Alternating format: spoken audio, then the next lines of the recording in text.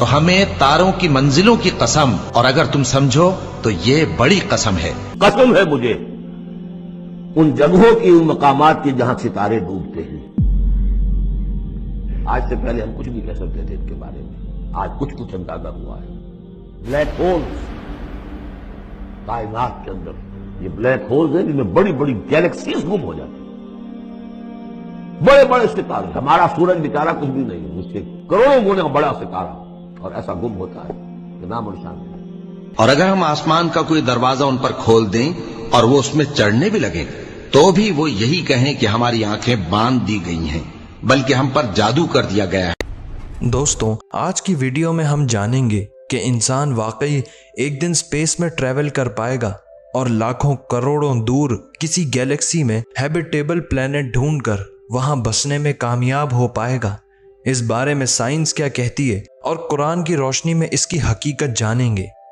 दोस्तों, अगर हम इंसान कोई स्पेसक्राफ्ट इन्वेंट कर लें जो स्पीड ऑफ लाइट यानी 3 लाख किलोमीटर पर सेकंड की रफ्तार से स्पेस में ट्रैवल करे, तो हमें अपनी मिल्की वे गैलेक्सी से बाहर निकलने के लिए 1 लाख साल दरकार होंगे। और अगर हम अपनी सबसे नज़दीक पड़ोसी गैलेक्सी एंड्रोमेडा तक जाएं, तो मज़ीद 25 साल लाख दरकार होंगे। इसी बात से आप अंदाज़ा लगा सकते हैं कि जब करीबी चीज़ें इतनी दूर हैं तो ये यूनिवर्स कितना बड़ा है। ये हमारे लिए अनइमेजिनेबल है। लेकिन आज साइंसदान और स्पेस एजेंसीज लाखों करोड़ों लाइट ईयर दूर खला को एक्सप्लोर कर रहे हैं, जिसका फ़ायदा क्या जब हम वहाँ तक पहुँच ही ना पाएँ। लेकिन अगर मैं आपसे कहूँ कि यही लाखों करोड़ों साल का फासला चंद लम्हों में या चंद मिनटों में तय हो जाए, तो ये बात इम्पॉसिबल सी लगती है। और यहाँ ये टॉपिक और दिलचस्प हो जाता है। लेकिन ये हकीकत है, मगर कैसे, यही सब आज की वीडियो में जानेंगे। हमारी स्पेस में ऐसे शॉर्टकट रास्ते मौजूद हैं जिनसे लाखों करोड़ों लाइट ईयर्स का फासला चंद लम्हों में तय हो जाएगा, और इन शॉर्टकट रास्तों को वर्म होल्स कहते हैं। 2014 में रिलीज होने वाली मूवी इंटरस्टेलर में यही सब दिखाया गया है कि कूपर और उनकी टीम अर्थ को छोड़कर एक दूसरे प्लेनेट की खोज में निकलते हैं, किसी दूसरी गैलेक्सी में, जहां वो एक वर्म होल के जरिए पहुंचते हैं चंद मिनटों के अंदर। अगर आप कहेंगे तो मैं इस मूवी को अलग से एक वीडियो में एक्सप्लेन कर दूंगा, लेकिन फिलहाल ये समझने के लिए कि वर्म होल्स कैसे दिखते हैं और इनके जरिए हम स्पेस टाइम में कैसे सफ़र कर सकते हैं, हमें समझना होगा आइंस्टाइन की थ्योरी ऑफ रिलेटिविटी को। आइंस्टाइन ने इस थ्योरी को प्रेजेंट किया था साल 1915 में। आइंस्टाइन ने कहा था कि तसव्वुर करें कि स्पेस एक चादर की तरह है और उस चादर पर ऑब्जेक्ट्स रखे गए हैं जिनके वजन से वह नीचे बेंड डाउन हो जाती है। हकीकत में स्पेस टाइम ऐसे ही बेंड होता है, बड़े बड़े स्टार्स के वजन से। जितना ज्यादा ग्रेविटेशनल फोर्स होगा किसी खलाई ऑब्जेक्ट का, उतना ज्यादा स्पेस टाइम कर्व हो जाएगा उसके अराउंड, और आसपास की चीजें उसके अराउंड रिवॉल्व करने लगेंगी। जैसे हमारे सोलर सिस्टम के तमाम प्लैनेट्स सूरज के गिर्द घूमने पर मजबूर हैं, उसके मास और ग्रेविटेशनल फोर्स की वजह से। आइंस्टाइन की थ्योरी के तो वैसे बहुत से सॉल्यूशंस निकले थे, लेकिन उनमें से ब्लैक होल और वर्म होल्स 2 मेन सॉल्यूशंस हैं। वर्म होल्स को आइंस्टाइन रोजन ब्रिज भी कहते हैं। ये बहुत ही आसान है समझना। ये बेसिकली एक शॉर्टकट रास्ता है स्पेस टाइम में जो 2 पॉइंट्स को कनेक्ट करता है। इसको ऐसे समझें कि इस पेपर पर 2 पॉइंट्स हैं A और B, जिसका एक सीधा रास्ता है A से B तक जाने का। लेकिन अगर इस पेपर को बेंड कर दें तो ये 2 डायमेंशन से 3 डायमेंशन में बदल जाएगा, और अब एक पॉइंट से एंटर होते ही आप दूसरे पॉइंट से बाहर आ जाएंगे, तो ये डिस्टेंस A और B का ख़त्म हो जाता है। यही सिचुएशन है वर्म होल्स की। हमें लगता है कि मिल्की वे गैलेक्सी से एंड्रोमेडा तक पहुंचने का सबसे शॉर्टकट रास्ता है 2.5 million light years.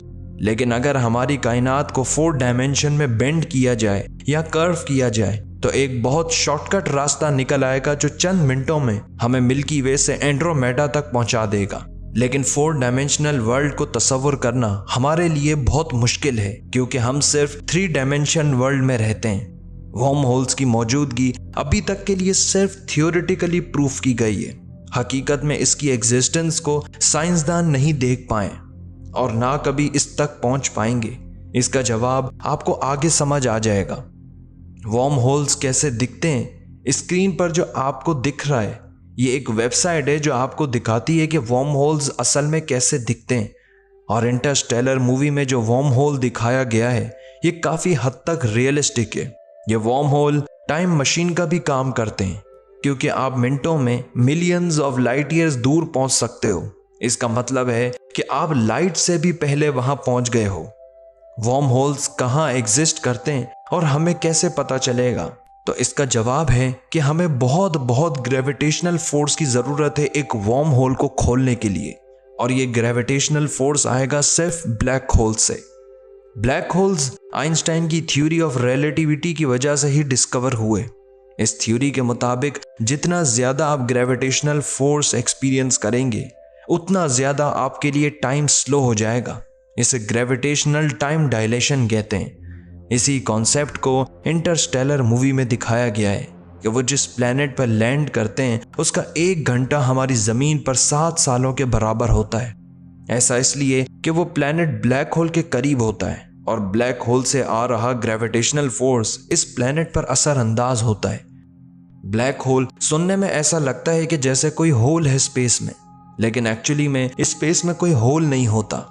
Black holes ऐसे ऑब्जेक्ट हैं खला में जिनका ग्रेविटेशनल फोर्स इतना ज़्यादा है कि वो लाइट को पूरे तरीके से अपने अंदर एब्जॉर्ब कर लेते हैं। हमें वही चीज़ें दिखती हैं जिन पर लाइट रिफ्लेक्ट होती है। यही वजह है कि ब्लैक होल्स हकीकत में दिखाई नहीं देते। बहुत ही मैसिव स्टार के मरने के बाद ब्लैक होल वजूद में आता है और एक सितारे की उम्र लाखों करोड़ों साल होती है, क्योंकि उन स्टार्स के मरने के बाद बहुत ही छोटा सा कोर रह जाता है और सारा का सारा ग्रेविटेशनल फोर्स उस कोर में कंप्रेस हो जाता है। ब्लैक होल्स में एक पॉइंट होता है जिसे इवेंट होराइजन कहते हैं, जो अभी आपको अपनी स्क्रीन पर भी दिख रहा है। ये वो पॉइंट है जिसके बाद कोई चीज़ वहाँ से स्केप नहीं कर सकती। और ब्लैक होल का जो सेंटर होता है उसे सिंगुलैरिटी कहते हैं। सिंगुलैरिटी एक ऐसा रीजन है ब्लैक होल का जहां स्पेस टाइम का कर्वेचर इनफिनाइट हो जाता है, जिसका मतलब यह है कि इसका डायरेक्ट असर टाइम पर पड़ता है और ग्रेविटेशनल फोर्स इतना ज़्यादा है कि टाइम भी इनफिनाइटली स्लो हो जाता है। टाइम का इनफिनाइट होने का मतलब यह है कि जब हम ब्लैक होल से बाहर आ चुके होंगे तो कई मिलियन ईयर्स गुजर चुके होंगे, लेकिन आपकी उम्र उतनी ही होगी क्योंकि टाइम आपके लिए रुक चुका था। अगर आप किसी ब्लैक होल में गिरते हैं तो मिली सेकेंड्स में आपके टुकड़े हो जाएंगे ग्रेविटेशनल फोर्स की वजह से। एक ब्लैक होल में ही इतनी पावर है कि वो वर्म होल की टनल को खोल सके, लेकिन इस टनल की दूसरी तरफ भी ब्लैक होल हुआ तो आप इस टनल में ही ट्रैप होकर रह जाएंगे और कभी बाहर नहीं निकल पाएंगे। तो एक ऐसी चीज़ का होना लाजमी है जो ब्लैक होल के बिल्कुल ऑपोजिट काम करे। जिस तरह ब्लैक होल हर चीज़ को अपने अंदर सक कर लेता है, उसी तरह वो ऑब्जेक्ट उसका ऑपोजिट काम करे, यानी अपने से दूर फेंक दे। और ऐसे ऑब्जेक्ट को कहते हैं वाइट होल्स। वर्म होल के टनल को ओपन करने के लिए ब्लैक होल और उससे बाहर निकलने के लिए दूसरी साइड पे वाइट होल का होना लाजमी है, जो एग्जिट पॉइंट का काम करेगा। वाइट होल्स की एग्जिस्टेंस को साइंसदानों ने प्रूव करने की कोशिश की है आइंस्टाइन की इक्वेशन से। साइंटिस्ट का ऐसा मानना है कि बिग बैंग के टाइम पर जो धमाका हुआ था और उससे यूनिवर्स वजूद में आई थी, वो सब कुछ एक बहुत ही मैसिव वाइट होल से निकला होगा। कई साइंटिस्ट कहते हैं कि वाइट होल तब फॉर्म होता है जब एक ब्लैक होल मर जाता है, लेकिन अभी तक के लिए ये सब सिर्फ थ्योरीज हैं। वीडियो के स्टार्ट में जो मैंने आपको सूरह अल वाक़िया की आयत सुनाई है वो ब्लैक होल के वजूद की तस्दीक करती है, और अल्लाह ने सितारों की आखिरी मंजिल यानी ब्लैक होल की कसम खाते हुए कलाम किया है कि जहां सितारे गिरते हैं यानी ब्लैक होल की ग्रेविटेशनल फोर्स हर चीज़ को अपने अंदर खींच लेती है। और जैसा कि मैंने आपको थोड़ी देर पहले बताया कि इंसान कभी वर्म होल के ज़रिए सफ़र ही नहीं कर पाएगा, बल्कि कभी वर्म होल की टनल को भी खोल ना पाएगा। तो वो इसलिए कि कुरान में अल्लाह ने इरशाद फरमाते हुए साफ बता दिया कि अगर हम इन लोगों के लिए आसमान के दरवाजे यानी वर्म होल्स को खोल दें तो भी ये उसके ज़रिए सफ़र करने की सलाहियत नहीं रखते, और ये सब इनकी समझ से ही बालातर है। लेकिन इंसान की फितरत है कि उसे जिस काम से रोका जाए वो वही करता है। इन एथियस्ट साइंसदानों ने अल्लाह से चैलेंज किया हुआ है, जैसे हमान ने किया था कि वो सीढ़ी बनाएगा अल्लाह तक पहुंचने की। आखिर में दोस्तों बस इतना कहना चाहूँगा कि जो लोग कुरान को कदीम ज़माने की किताब और उस पर ईमान लाने वालों को सहराओं में दर बदर फिरते दीवाने कहते हैं, दरअसल इस कुरान में वो इल्म छुपा है जिसका हम तसव्वुर भी नहीं कर सकते, जिसको हासिल करने के लिए इन्हीं काफिरों ने अरबों डॉलर्स खर्च कर दिए और मजीद कर रहे हैं। कुरान वो मौजज़ा है जो अल्लाह ने हमें अता किया। हर दौर का एडवांस इल्म इस कुरान में उतारा, लेकिन हम इसे छोड़ बैठे हैं।